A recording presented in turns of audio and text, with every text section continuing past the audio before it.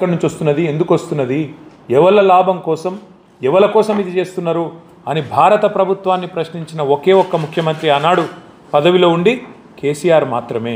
గుర్తుమంత్రి అన్న మాట్లాడిండా, దయచేసి మీరు గుర్తు తెచ్చుకోవాలని చెప్పి కూడా నేను కోరుతా ఉన్నాను. ఇంకొక మాట కూడా నేను మీకు విజ్ఞప్తి చేస్తా ఉన్నాను. మనం వద్దంటే కూడా 2 కోల్ బ్లాక్లు మనకు చెప్పకుండా వాళ్ళు వేలం వేసింది. కానీ తట్టెడు మట్టి కూడా కేసీఆర్ ఉన్న నల్ల అక్కడ తీయనీయలే.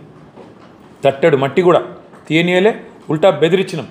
ఎవడైతే తీసుకుంటుండో జాగ్రత్తగా ఉండండి, నష్టాల్లో పోతారు మీరు, అనవసరంగా మీరు ప్రభుత్వంతో, ఇక్కడుండే ప్రభుత్వంతో మీరు భిన్నంగా పోతున్నారు, మా వైఖరికి మంచిది కాదు, నష్టపోతారని చెప్పి కూడా ఆ సంస్థలు ఏవైతే కేంద్రంతో కుమ్మక్కై వాళ్ళు ఒప్పందం చేసుకున్నారో వాళ్ళకు కూడా చెప్పినట్టే తట్టెడు మట్టి కూడా తీయనీయకుండా మన నిబద్ధతను ఆచరణలోనే చూపెట్టింది కేసీఆర్ ప్రభుత్వం.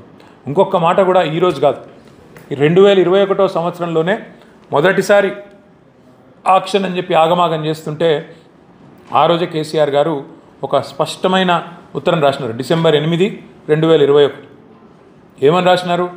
మీరు కేంద్ర ప్రభుత్వం ఒరిస్సాలో అక్కడనేమో గనులు డైరెక్ట్గా లిగ్నైట్ కార్పొరేషన్కి ఇచ్చేస్తారు, పబ్లిక్ సెక్టర్ కంపెనీకి.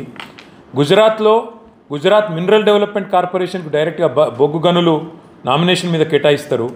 అదేవిధంగా గుజరాత్ ఇండస్ట్రియల్ కార్పొరేషన్కు నామినేషన్ మీద ఇస్తారు 2015-16 సంవత్సరంలో. ఒరిస్సాలో ఇస్తారు. అదేవిధంగా తమిళనాడులో అక్కడ ఉండే రాష్ట్ర బీజేపీ అధ్యక్షుడు పరుగున వచ్చి కేంద్ర బొగ్గు గనుల శాఖ మంత్రి ప్రహ్లాద్ జోషిని ఆనాడు మీరు కొన్ని బొగ్గు గనులను మినహాయించాలే అని రిక్వెస్ట్ చేయగానే వాటిని తప్పిస్తారు ఆక్షన్లకు వెళ్ళి. మరి మాకెందుకు అదే పని చేయరు?